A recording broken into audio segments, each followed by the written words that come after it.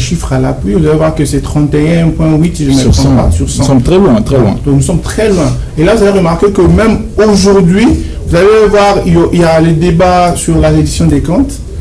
Vous allez voir que les Congolais ne s'y intéressent même pas. Alors que la loi des finances, on parle d'une loi. Une loi, il y a un juriste ici sur les plateaux, une loi, elle s'exécute. On ne vient pas pardonner. On ne vient pas parce qu'on est d'une même famille politique, la loi n'a pas été appliquée, et bien on vient de faire des pardons. Non. Ici, dans ces pays, nous sommes en train de confondre l'homme d'État à l'État. Et aussi que nous avons un déficit d'hommes d'État. Puisque presque ceux qui nous servent d'élite aujourd'hui, qui sont en réalité une bourgeoisie nationale post-coloniale, vous allez remarquer que ne sont qu'à la course pour le pouvoir. Hier, j'étais... Mais il y a certains qui travaillent. Hein. Non. Vous voyez, vous parlez qu'il y a certains qui travaillent. En économie, parce qu'on parle de la croissance inclusive, regardez aujourd'hui l'indice de Guinée en RDC. Regardez les disparités. Il y a donc récemment, il y a eu un rapport où la RDC est maintenant parmi les pays en extrême pauvreté. C'est-à-dire, il y a environ 80% des Congolais qui vivent avec moins de 3 dollars par jour. Cela veut dire que 6 000 francs maintenant. 6 000, voilà. Donc, par rapport au nouveau taux, c'est 6 000 francs. Okay. Et vous allez remarquer qu'il y a des légèretés comme ça. Il y a des légèretés comme ça, puisque le budget 2025, qui est déposé à l'Assemblée nationale, vous allez remarquer que les taux... C'est quelque chose de 20 milliards. Hein. Oui, les montants, oui. Mais les taux d'échange qui est dans ces budgets-là, c'est de 2 900 francs. Les taux d'échange dans le budget 2025. Et les taux final, c'est de 2 920.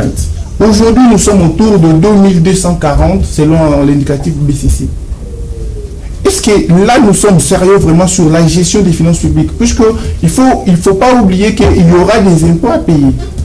Donc, vous voyez que directement par rapport à la gouvernance, le pays est vraiment, je ne parle pas de régime, je parle en termes depuis 1960 jusqu'aujourd'hui. Mais c'est le régime qui gère.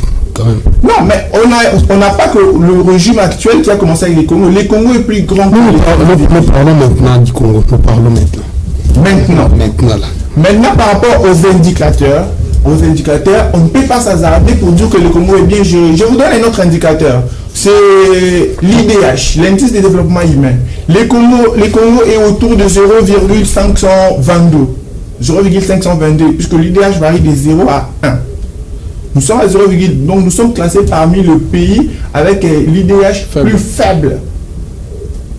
Ce qui veut dire, l'éducation, malgré les projets ou les programmes louables du chef de l'État sur la gratuité de l'enseignement, mais les Comores restent avec ces déficits-là, puisque le revenu national par habitat est faible.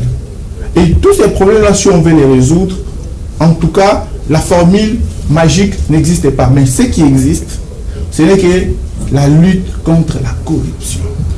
Le président de la République actuelle, un jour, il a dit que la justice était malade. La justice était malade.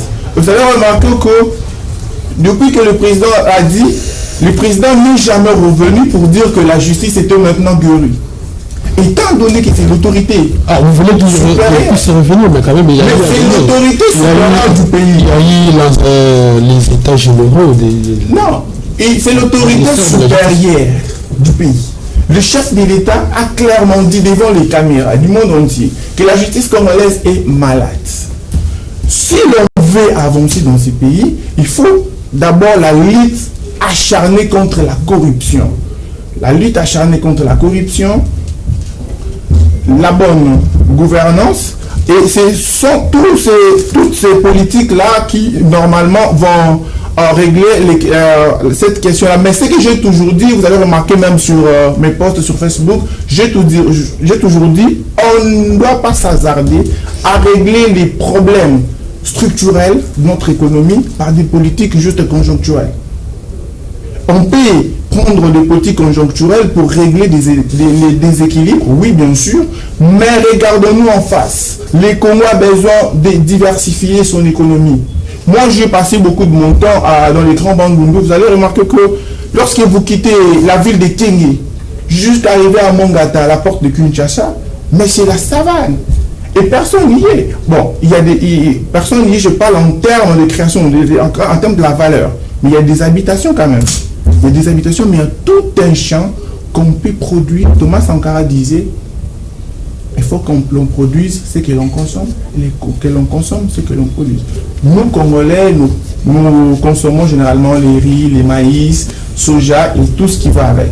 Mais est-ce que dans ces pays, vous allez remarquer à l'ancien ministre de l'économie qui était en Zambie, qu'est-ce qui manque même si juste finir cette idée, en Zambie, pour aller négocier, ainsi que la Zambie puisse accepter d'exporter le maïs vers le Congo. Vous voyez? Donc tout ça montre que l'élite congolaise n'a vraiment pas de vision de grandeur. Et pour régler le problème que j'avais soulevé ici, dépenses publiques mal orientées, corruption, il faut une vision de grandeur. Il faut une vision qui tend vers la souveraineté.